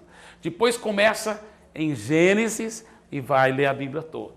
Então essa é a sugestão para você poder crescer mais rápido, tá bem? Outra coisa que eu sempre costumo ensinar, vocês algumas vezes até já me ouviram falar sobre isso no culto, talvez, é o seguinte, leia a Bíblia de uma forma sistemática, né? Tem pessoas que pegam a Bíblia assim para ler assim, Deus fala comigo hoje, aí deixa a Bíblia abrir assim, olha onde ela caiu, olha, sem que eu querer. Foi... Então, né? Mas isso é ridículo, não, irmãos, a Bíblia não é para ser lida desse jeito. A Bíblia, o que que é? É uma carta de amor que Deus escreveu para os homens.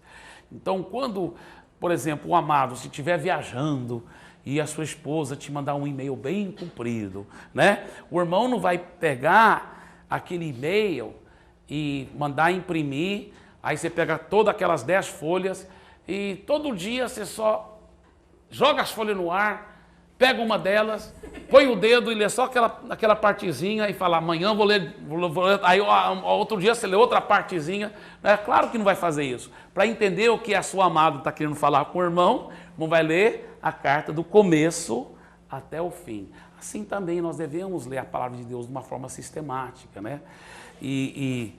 Pastor, mas olha, Deus já falou comigo tantas vezes, eu fazendo assim, abrindo a Bíblia e tal. Olha, no começo, quando é bebezinho na fé, Deus tem tanta misericórdia que Ele usa até qualquer coisa para falar com você. Ele está tão feliz que você está pelo menos pegando na Bíblia, que Ele vai falar com você. Mas na medida que você vai crescendo espiritualmente, Ele espera ações mais coerentes da sua parte, mais sérias. Né? Eu já ouvi falar de um cara, eu creio que é só uma piada, mas que ele foi ler a Bíblia assim, né? Ele falou assim, Deus, fala comigo, o que é para mim fazer com a minha vida, Senhor, me revela. Aí abriu a Bíblia assim, pôs o dedo bem aqui no versículo, aí quando ele olhou no versículo, estava escrito assim, e Judas foi e se enforcou. Ele falou, Deus, eu acho que não é isso que o Senhor está querendo que eu faça, né? Não é possível. Então, fala de novo, aí abriu de novo, colocou o dedo e falou assim, vai e fazes tu mesmo. Aí falou, não, Senhor, não é possível, Senhor, realmente eu acho que houve um engano, Senhor, a última chance, Senhor, por favor, tenha misericórdia de mim, a última chance. Aí quando ele abriu a Bíblia, colocou o dedo, falou assim, o que tu fazes, fazes depressa. Mas na realidade, é óbvio que não foi Deus, não é mesmo? Então, queridos, realmente o jeito de ler a Bíblia de uma forma sistemática, de uma forma séria, com amor, com carinho, com avidez, procurando entender, deixando o Espírito Santo falar com você, tá bem? O que é meditar? Meditar é ruminar a palavra de Deus, é aquele mesmo ato que a vaca faz, né? Depois de comer muito capim verde, ela deita debaixo da árvore lá, às vezes, e o que ela faz? Regurgita, né? Aquele capim verde e vai mastigando, aí vai engolindo, regurgitando e aquela coisa toda. Isso que é ruminar, é você pegar o capim verde da palavra e transformar em leite, com a ajuda do Espírito Santo, meditando, deixando aquilo falar profundamente com o seu ser. Isso é muito, muito importante. Medite durante a sua leitura diária, medite nas pregações dos cultos da igreja, medite nas pregações através de CD e DVD. Orar sem cessar é o segundo hábito para ser um cristão forte. O que é orar?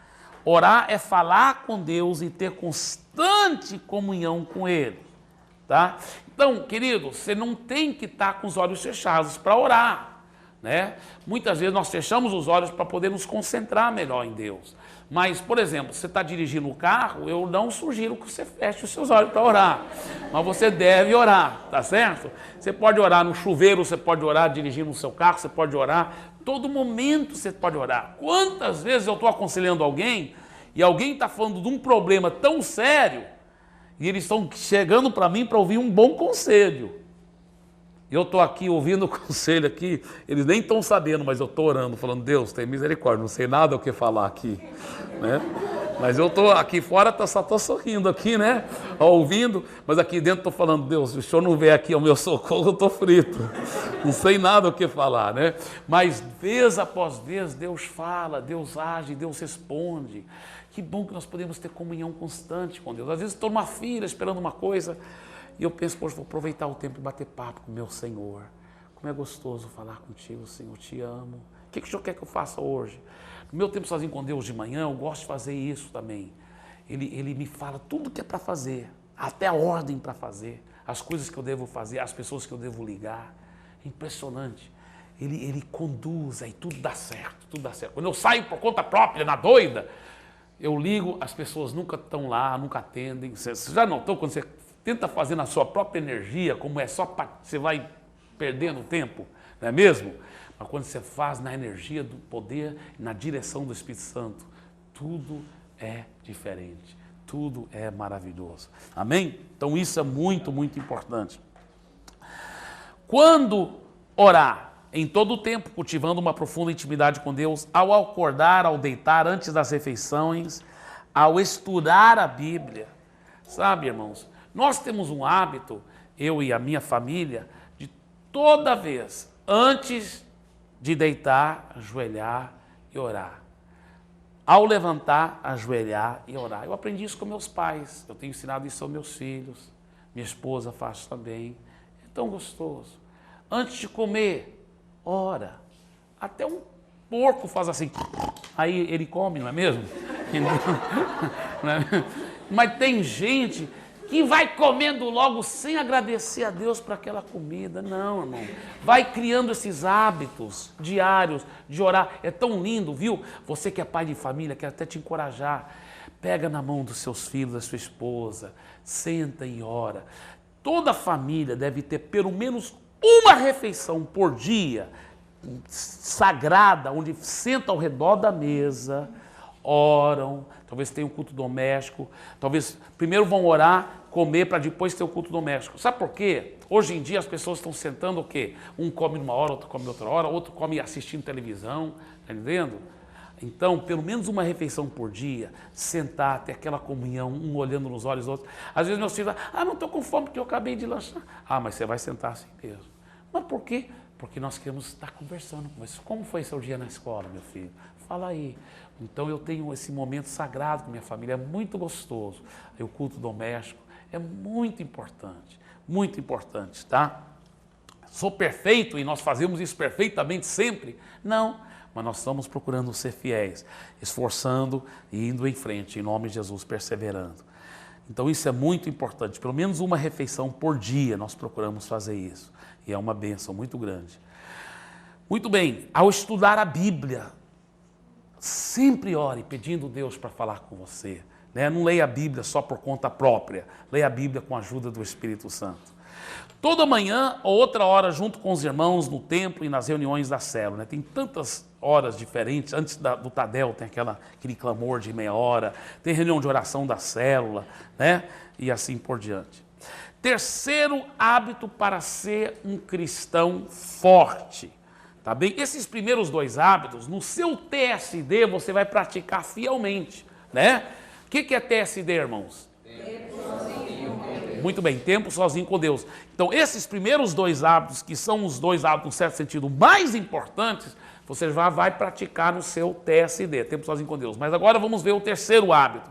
Congregar com outros seguidores de Jesus. Após a sua conversão, é de fundamental importância que você comece logo a se relacionar constantemente com a sua nova família. Assim você desenvolve fortes vínculos de amizade, discipulado, de quem você receberá ajuda e orientações para a sua nova vida.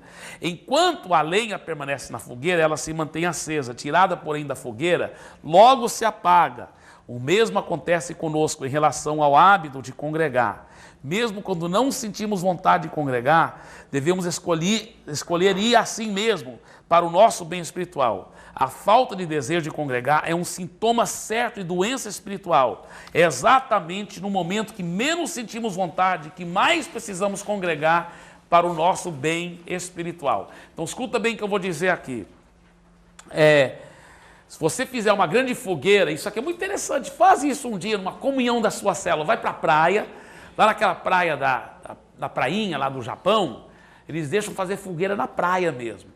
Você paga uma coisinha lá e os caras fazem fogueira, você leva a sua célula lá, leva um violão no luar, é muito legal, tem uma comunhão muito gostosa. Nós já fizemos isso com nossa célula, muito joia. Aí você canta, você leva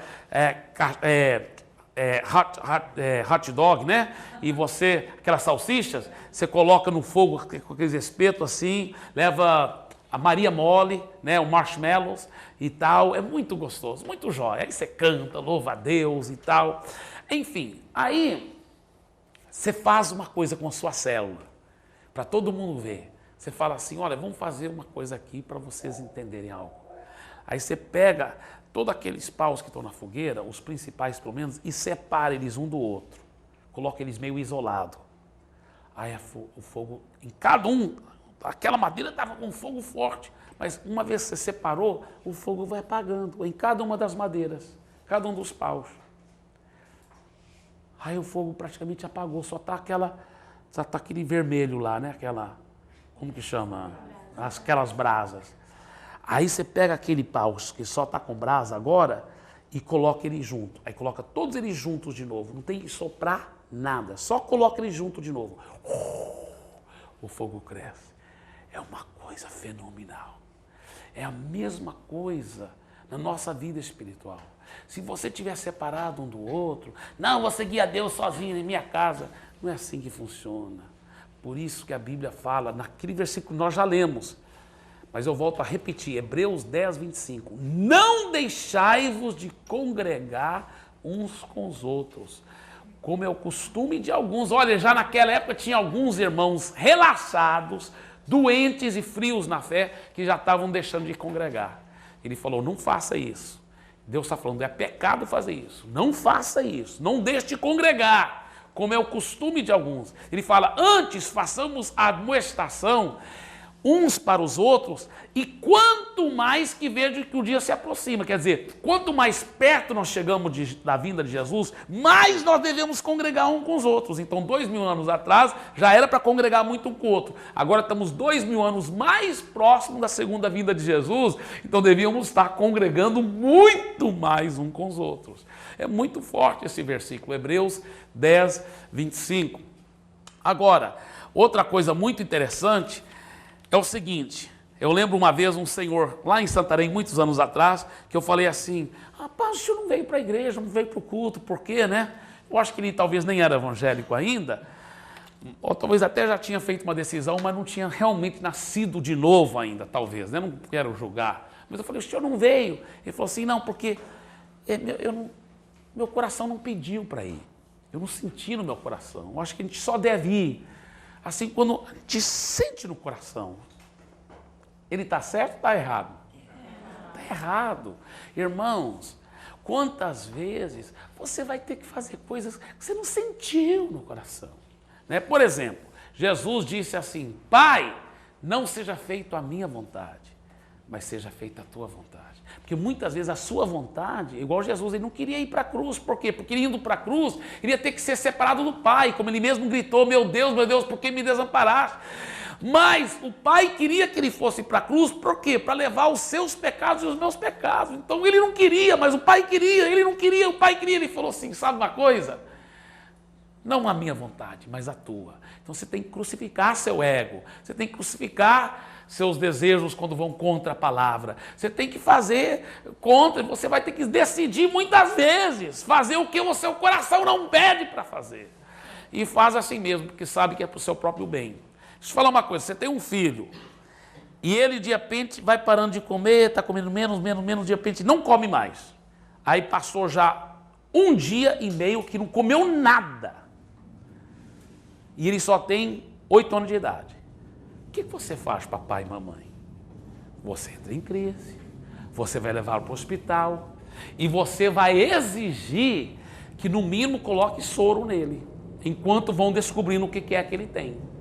Em outras palavras, se não comeu normalmente, sozinho, come forçado, pela veia, mas tem que comer. Não é verdade? Então, quando a pessoa fala assim, não estou com vontade de ir para a igreja, o que isso mostra? Falta de apetite espiritual, mostra que ela está doente, é sinal de doença. Sinal de doença. Aí, se ela for inteligente, ela vai falar, rapaz, estou doente, agora que eu tenho que ir mesmo. Aí ela vai lá, pastor, pode injetar aqui. Pode injetar. Eu não estou com força de comer sozinho. Não estou com força de tirar tempo quando eu ler a Bíblia, de querer ir sozinho. Então eu vou para pegar na veia. Pode colocar aqui. Pode colocar. Eu vou tomar um soro agora, bem forte. Vocês estão entendendo, queridos? Então, por isso que o congregar é extremamente mesmo importante. Agora, tem 4 áreas em que você deve congregar, entre aspas, tá? 4 dimensões muito importantes. É assim que você avança na visão do MDA, na Igreja da Paz, essas 4 áreas. É congregando fielmente no culto de celebração, tá? Número 1. A segunda área é reunião da célula, sua verdadeira família espiritual na fé, onde você vai dar e receber amor, cuidado e pastoreio. Pode até mudar, porque eu fui informado que essa palavra não existe, pastoreamento, é pastoreio, tá certo? Pode mudar aí no livro da Nova Criatura aí. Muito bem. Agora, deixa eu só fazer uma pergunta aqui para vocês. É a Bíblia que nos ordena, irmãos, não deixar de congregar fielmente? Sim ou não? Sim. Sim. Então, se por nada mais, só por amor a Deus e obediência à palavra, a gente deve congregar fielmente no culto de celebração e na célula? Sim ou não? Sim. Amém. Então, isso é muito, muito importante. Muito bem. Agora, tem 2 outras dimensões preciosas. Essas aqui também são preciosas para o seu crescimento espiritual. O terceiro, o discipulado pessoal. O líder de sua célula vai providenciar uma pessoa para lhe acompanhar e começar o processo de discipulado com você. Fale com ele ou ela sobre isso. E as classes especiais, tá? Então, a Escola Ministerial Paz, a EMP, tem muitas classes e cursos. Nós estamos agora, se Deus quiser, querendo organizar muito mais. Toda a Escola Ministerial Paz, queremos fazer um folder mostrando todo o trilho, todo o caminho, como você poderá fazer essas classes, e vamos estar organizando isso cada vez mais, tá? Porque tem muita riqueza agora de material, só temos que cada vez mais organizar com os professores e ter muitos cursos. Já tem muitos cursos maravilhosos acontecendo, e nós estamos muito animados sobre isso e vamos estar crescendo muito mais nisso. 4º hábito para ser um forte cristão. Vamos ler o número 4 em voz alta, todo mundo juntos? Falar de Jesus aos outros e fazer discípulos. Muito bem. O que é testificar? Testificar é declarar aos outros aquilo que você sabe sobre Jesus, baseado na Bíblia e na sua experiência pessoal. É tanto um privilégio como um dever de todo cristão falar de Cristo. Olha, deixa eu falar uma coisa, se você chegar para alguém e falar, você tem que aceitar Jesus, se você não aceitar Jesus, você vai para o inferno, aquilo faz muitas vezes a pessoa não querer aceitar o que você está falando. Mas se você chegar e falar, rapaz, uma coisa muito linda aconteceu comigo, você conta a sua própria experiência espiritual e pessoal, o que acontece? Você desarma aquela pessoa, porque ela não vai contestar a sua experiência. Ela não vai poder dizer, não, isso não aconteceu com você, né? Então, quando você conta a sua própria experiência espiritual, é a forma mais sábia, num certo sentido, de pregar para alguém, porque você desarma aquela pessoa, você só está contando a sua experiência, né? Então, é muito legal isso, contar a sua experiência.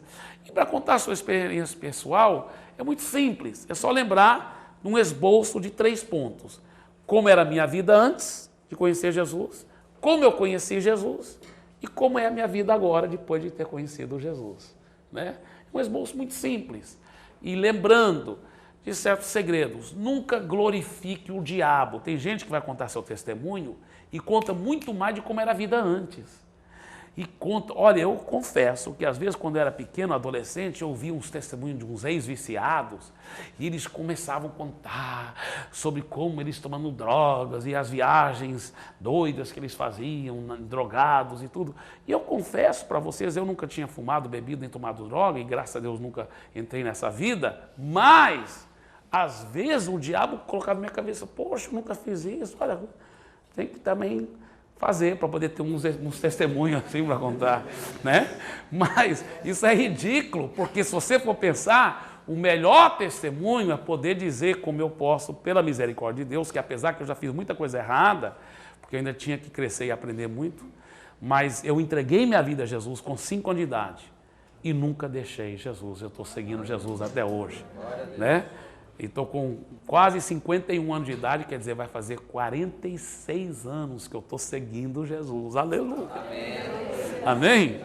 Então, Seus filhos, você não pode contar esse testemunho, mas seus filhos vão poder contar. Esse mesmo testemunho, como eu acabei de contar, seus netos vão poder contar, seus bisnetos. O meu pai ele já está na glória, mas ele tinha uma oração. A oração dele, todo dia era assim. Ele ajoelhava e orava: Senhor, que toda a minha descendência, ainda como crianças, possam entregar a vida ao Senhor e seguir fielmente o Senhor todos os dias da sua vida e servir o Senhor. Muito forte essa oração, né? Você pensar, olhem, infelizmente, se todos os cristãos tivessem feito isso, talvez hoje o mundo já estaria ganho para Jesus. Porque muitas gerações a gente tem que estar reganhando para Jesus, porque os pais não ganharam seus filhos para Jesus, aí tem que reganhar, tudo de novo. Tem que reganhar, porque os pais não ganharam seus filhos. Não é mesmo? Então, queridos, toda a glória seja dada a Jesus. A Igreja da Paz tem um legado assim riquíssimo nessa área de família, riquíssimo, em que a família toda segue a Jesus. Meu pai e minha mãe, os 5 filhos, todos se tornaram pastores, missionários sempre integral. Todos os netos agora também, não somente entregaram a vida a Jesus, mas estão servindo a Deus. Todos, todos, todos. Também os bisnetos, já tem bisnetos, né? Meus pais já têm bisnetos e alguns desses bisnetos, alguns são bebezinhos, mas todos ainda pequenininhos, estão entregando a vida a Jesus, estão decorando versículos da Bíblia, preparando para o ministério. É uma coisa muito linda, vem? Eu desafio, vamos nós fazermos um pacto entre nós e Deus, que todos os nossos filhos, toda a nossa descendência, desde pequeno, vão servir fielmente ao Senhor Jesus. Amém? Glória a Deus. Amém. Muito bem, então, para quem devemos falar de Jesus? A todos do seu oikos. Oikos é a palavra lá em Atos 16, né? Onde Paulo disse para o carcereiro: crê no Senhor Jesus Cristo, será salvo tu e a tua casa. Essa palavra casa, no grego, é a palavra oikos. Então, todos do seu oikos. Mas essa casa não é só sua família, mas oikos significa o nosso círculo mais próximo, nossa zona de influência, seja geográfica, seja relacional, como parentes, colegas, amigos, colegas de trabalho e vizinhos. Então devemos aplicar fé para ganhar essas pessoas para Jesus. Agora, como ganhar o seu esposo para Jesus, irmã? Tá? Isso aqui é muito, muito importante. Como ganhar o seu esposo para Jesus. E deixa eu até falar uma coisa. Eu quero aprofundar um pouco agora, na classe de Nova Criatura, ao ponto que nós, mesmo que se a gente não terminar essa lição nesse bloco de 50 minutos, não tem problema. Porque a gente recupera depois em outros blocos. Porque aqui nós estamos entrando em áreas muito cruciais, muito preciosas. Então eu quero aprofundar nisso agora. Quero falar para as mulheres como ganhar seus maridos para Jesus. Agora, quero falar 3 coisas em introdução. Primeiro, eu entendo que nem todo mundo aqui é mulher. E nem toda mulher é casada. E até as mulheres casadas, talvez seu marido já converteu. Mas vocês vão ter discípulas, viu, irmãs? Mais cedo ou mais tarde, que são casadas, que não ganharam ainda seu marido para Jesus. Então é importante vocês saberem como explicar isso para elas, tá certo? Outra coisa também importante, você tem que entender, é que esses princípios que eu estou explicando aplicam para quem converteu depois de estar casado. Porque às vezes alguém ouvindo esses princípios fala assim: então é legal ganhar o marido para Jesus assim? Então eu não sou casada ainda, mas eu já sou cristã, já entreguei minha vida a Jesus, mas eu vou casar com um incrédulo e eu vou aplicar esses princípios e ganhar esse incrédulo para Jesus. Não funciona assim, sabe por quê? Porque aí você já está casando sabendo que você está pecando. Porque a Bíblia fala claramente que é pecado um crente casar com uma pessoa incrédula. Não estou falando de religião, estou falando de alguém que entregou a vida a Jesus. Casar com alguém que não entregou a vida a Jesus é pecado. Sabia disso? Porque a Bíblia fala: não vos ponhais em jugo desigual. Então a Bíblia fala que se você já entregou a vida a Jesus, é errado você casar com alguém que não entregou a vida a Jesus. Isso é errado, a Bíblia fala que é um jugo desigual. Isso aí a Bíblia mostra muito claramente isso.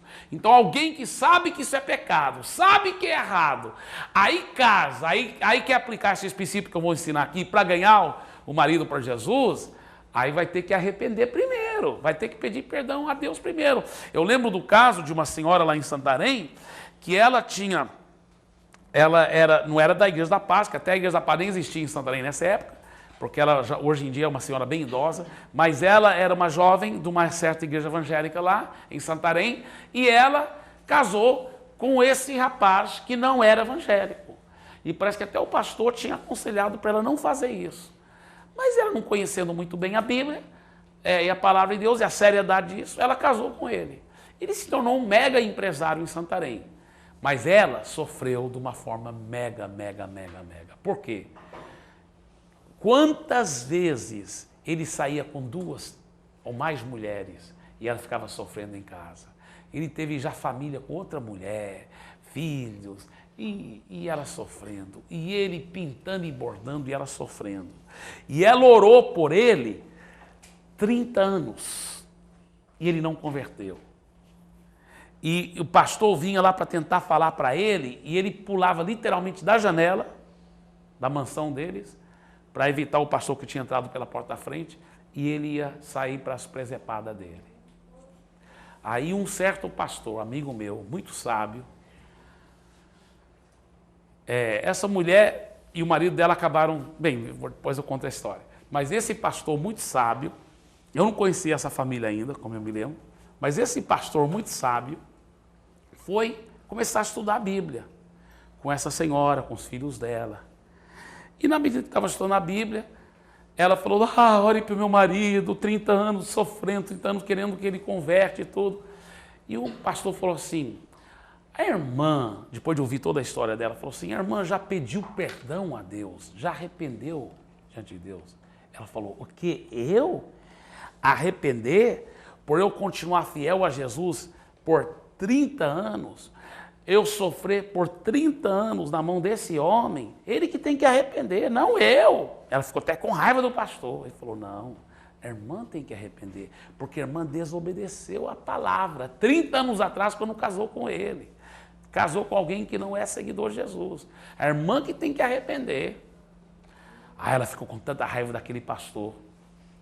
Mas depois Deus mostrou para ela que o pastor estava certo. E ela então arrependeu profundamente, pediu perdão a Deus. Não demorou muito, eu acho que foi naquele mesmo ano, aquele homem entregou a vida a Jesus. E ele então entregou a vida a Jesus numa convenção internacional da Donep, lá no Rio de Janeiro.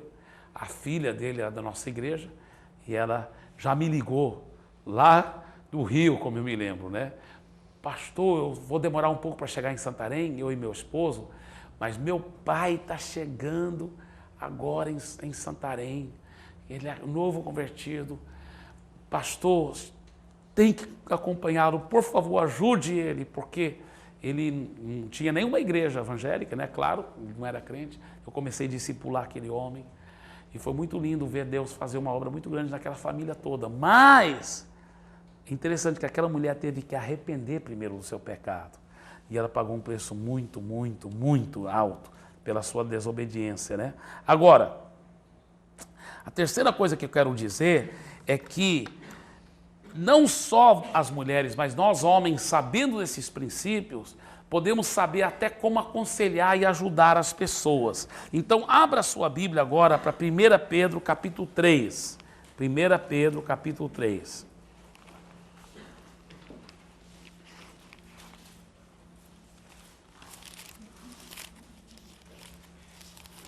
1 Pedro capítulo 3. Lembra que eu falei que 1 e 2 Pedro é lá perto do final da Bíblia, né? Porque tem um Evangelho de João, mas lá no final da Bíblia tem 1 e 2 Pedro, 1, 2, 3 João, né? Muito bem. Então, 1 Pedro capítulo 3. Por isso que eles dizem que, você sabe que quando Jesus ressuscitou, Pedro e João ficaram sabendo que o túmulo estava vazio e eles foram correndo lá para o túmulo.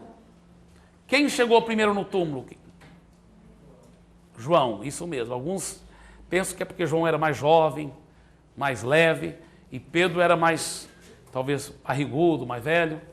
E João chega primeiro lá no túmulo, mas João é mais cuidadoso, receoso, talvez até um pouco tímido, medroso. Ele não entrou no túmulo. Mas Pedro chegou depois e entrou logo no túmulo. Aí João também entrou. Aí eles viram um túmulo vazio, né? Mas, você sabe por que João chegou primeiro antes de Pedro? Né? Os teólogos acham que é porque João era mais novo, mas tem uma outra explicação também. É porque João tem até a terceira, né? Pedro só tem até a segunda. Então...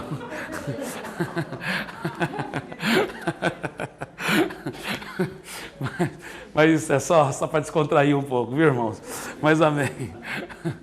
1 Pedro, capítulo 3, tá? Eu vou ler o texto e na próxima aula nós vamos estar aprofundando nesse trecho, tá bem? Mas vamos ler juntos esse trecho porque é muito forte. 1 Pedro, capítulo 3, versículos... Aqui na Nova Criatura está escrito versículos 1 a 2, mas na realidade é mais do que só 1 a 2. Esse texto vai até versículo 6, tá? Até 6. Então vamos ler versículos 1 a 6, todos em voz alta mesmo. Estou lendo na revista e atualizada, tá bem? 1 Pedro, capítulo 3, versículos 1 a 6. Vamos ler. Mulheres, sede vós igualmente submissas ao vosso próprio marido, para que, se ele ainda não obedece à palavra, seja ganho sem palavra alguma, por meio do procedimento de sua esposa, a observar o vosso honesto comportamento, cheio de temor. Não seja o adorno da esposa o que é exterior, como frisado de cabelos, adereços de ouro, aparato de vestuário. Seja, porém, um homem interior do coração, unido ao incorruptível trajo de um espírito manso e tranquilo, que é de grande valor diante de Deus. Pois foi assim também que a si mesmas se ataviaram outrora as santas mulheres que esperavam em Deus, estando submissas a seu próprio marido, como fazia Sara, que obedeceu a Abraão, chamando-lhe Senhor, da qual vós os tornastes filhas, praticando o bem e não temendo perturbação alguma.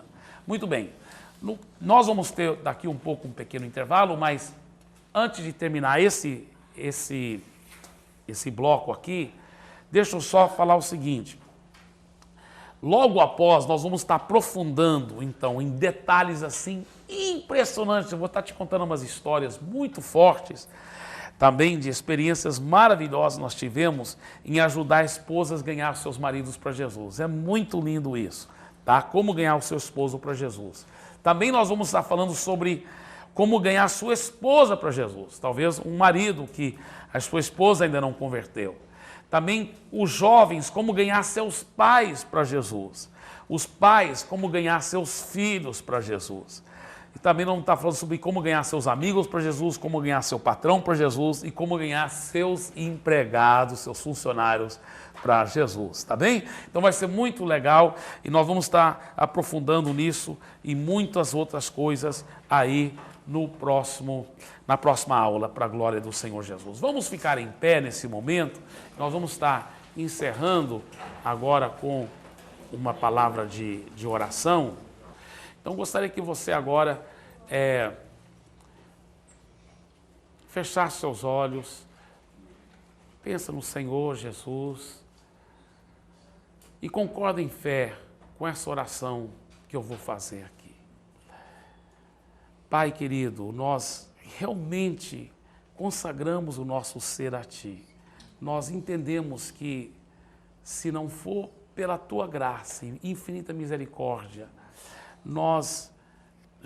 se não fosse pela essa graça e misericórdia, nós nem estaríamos aqui.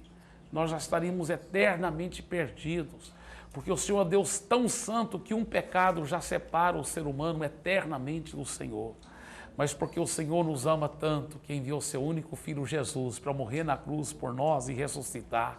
Porque o Senhor nos ama tanto, o Senhor não somente nos salvou, mas o Senhor nos faz co-herdeiros com Cristo, para que possamos reinar juntamente com o Senhor. E o Senhor está nos equipando e nos preparando para grandes vitórias, grandes sucessos, grandes obras poderosas para praticarmos aqui nesta terra para a tua glória. Então pedimos sim, Senhor, venha o teu reino aqui na terra. Traga o céu aqui para a terra, Senhor. Seja feita a tua vontade aqui na terra, em nossas vidas, assim como ela é feita lá nos céus.